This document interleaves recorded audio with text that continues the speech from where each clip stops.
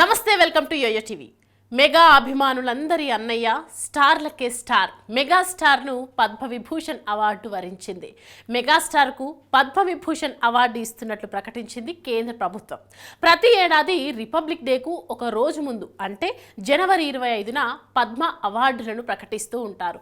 ఈ ఏడాది కూడా పద్మ పురస్కారాలకు ఎంపికైన వాళ్ళ పేర్లు ప్రకటించారు. ఇందులో భాగంగా చిరంజీవికి పద్మవిభూషణ్ అవార్డు ప్రకటించింది ప్రభుత్వం. చిరంజీవికి ఈ అవార్డు రాబోతుందంటూ కొన్ని రోజుల నుంచి ఇంటర్నెట్లో వార్తలు చక్కర్లు కొడుతున్నాయి.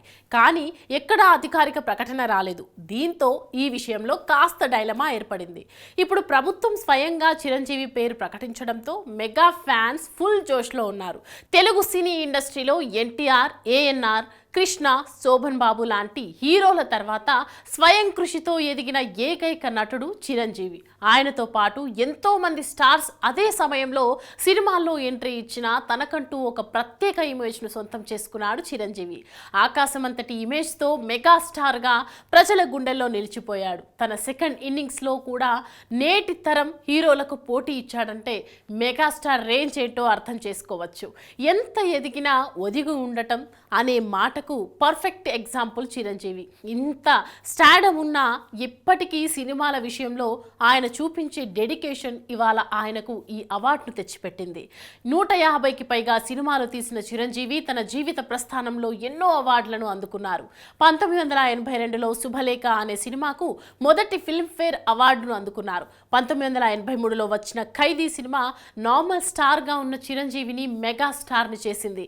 ఆ సినిమాకు కూడా చిరంజీవికి అవార్డు వచ్చింది. అక్కడ మొదలైన ఆయన అవార్డుల ప్రస్థానం నేడు దేశంలోనే రెండో అత్యున్నత పురస్కారంగా భావించే పద్మవిభూషణ్ వరకు చేరింది.